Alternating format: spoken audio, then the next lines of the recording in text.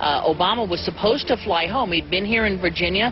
He was supposed to fly home out of Dulles, as you know, outside Washington, D.C. The press corps was waiting for him on the plane, and the pilot announced that they were leaving, and Barack Obama was not on the plane. Presumptive nominees in the past has always been that they have to at least a press pool with them at all times. Is there a reason why we didn't go with him in the motorcade all the way? This is what we're out here for. Now we're on this plane with no candidate. Again, you know, I understand that there was a desire to do these meetings, obviously, in private. The press then began to report that Obama and Hillary were meeting secretly in her home. Well, we continue to follow our breaking news. Barack Obama, Hillary Clinton meeting tonight at her house in Washington, D.C. However, it was later revealed that they never actually met at Clinton's home. And we're following this breaking story. Candy Crowley, we understand, has new information. Candy, what have you learned? We are hearing actually from Chris Welch, who is our embed with the Obama campaign. Those are the people that took off without Obama and went to Chicago. The spokesman there is in fact confirming that the meeting did take place. They're talking in past tense now, but saying that the meeting did not take place at the Clintons' house. It took place at this point at some place, I don't know where, some undisclosed place in Washington, D.C., not at Hillary Clinton's house. Remember, Gibbs mentioned that Obama had a desire to have several meetings, not just one. Is there more than one meeting? Is there more than one person with whom I'm not going to get into all the details of the meetings. I don't know that I've got a ton more different answers for all of your questions. The truth of the matter is that Bilderberg just happened to be in the neighborhood at the time. They were holding their annual meeting just down the road in Chantilly, Virginia. What are the chances?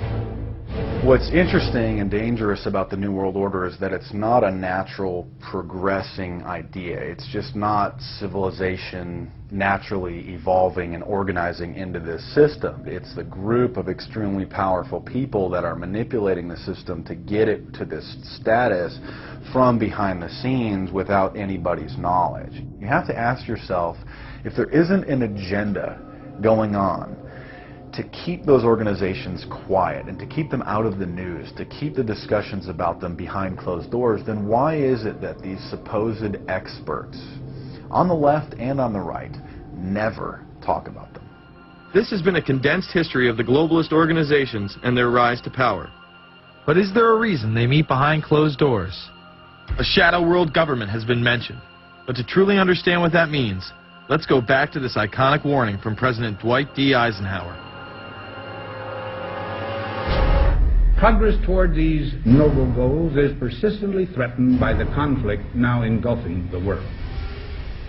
It commands our whole attention, absorbs our very beings.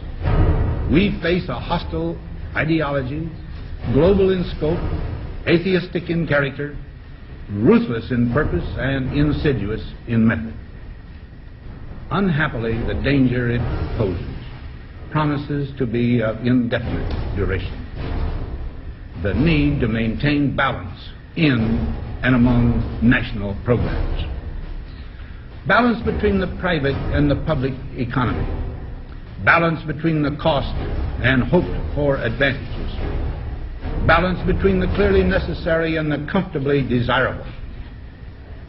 We have been compelled to create a permanent armaments industry of vast proportions. We annually spend on military security alone more than the net income of all United States corporations. The total influence, economic, political, even spiritual, is felt in every city, every state house, every office of the federal government. Yet we must not fail to comprehend its grave implications. Our toil, resources, and livelihood are all involved. So is the very structure of our society. In the councils of government, we must guard against the acquisition of unwarranted influence, whether sought or unsought, by the military-industrial complex. The potential for the disastrous rise of misplaced power exists and will persist. America went into a major mobilization, revived its defense industries, and we saw the civilian economy of America more and more skewed through the 50s. Already in Eisenhower's time, he could see it coming, that you were getting a larger and larger defense military component of the economy, which, unlike the rest of the economy, was very, very centrally organized about lobbying for more and more new weapons. It was the political skills of this military-industrial complex, which I think Eisenhower was really warning us about, and rightly. There is a military-industrial complex. Today we see a situation where the civilian economy is really in tatters, and most of our civilian production has gone overseas to third world countries. What do we export? Our biggest export practically is garbage, but apart from garbage, we export military equipment. We have a special act which subsidizes, makes it possible for countries abroad to buy our armaments because it's too expensive to produce them for one country only. So we have become a very efficient military-industrial complex, but the civilian economy is only a ghost of what it used to be, and this has terrible consequences for democracy because it means that the power of this lobby is now sort of dominating what goes on in Washington. Through multinational corporations, global intelligence networks, out-of-control banksters, all under the veil of national security and black operations, the global elite have consolidated power on a massive scale over the last several decades. You see, global corporations not only fund and develop large technological and military projects here and abroad, they also own the consumer industry and production, as well as all of the important media. By owning the vast majority of what we hear and see on a daily basis, we have been manipulated on a mass scale as to regards to what we believe and desire, both socially and politically. Edward Bernays, the nephew of world-famous psychoanalyst Sigmund Freud, would study group dynamics and become the father of public relations. He authored the book Propaganda in 1928. In it, he described how to intelligently and consciously manipulate the habits and opinions of the masses within a democratic society. He went on to state that those who harness this unseen mechanism of society constitute an invisible government and are the true ruling power. It is they who pull the wires which control the public mind, who harness old social forces and contrive new ways to bind and guide the world. The average American is distracted, mindless, worried about minuscule things, celebrities, as if it was their own family members. And this is by design, because the powers that be, who own the media, know how our brains work. They know scientifically how the human mind functions.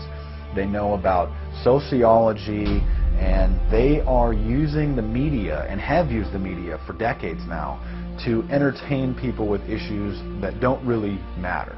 When you have the big news networks covering celebrity issues as if it's the most important thing, it becomes the most important thing. And this is not by accident. This is to keep us out of the way. Because if you're worried about the latest celebrity death, or the latest celebrity couple, or the celebrity breakup, or your sports team having a shot at the Super Bowl or the World Series, there's so much information about those issues that can be discussed that will mesmerize people, and they won't know or care about the real issues that are out there.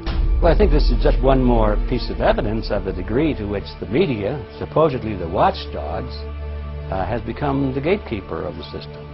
Mainstream media are, first of all, nearly all of them corporations, nearly all of them now publicly held, part of the whole Wall Street financial system that they're supposed to report about objectively, but they can't. They, right now, in October of 2009, they are celebrating the recovery of the biggest banks in New York and saying that the recession is over. Of course, there are a few problems, like foreclosures are going on, unemployment is rising.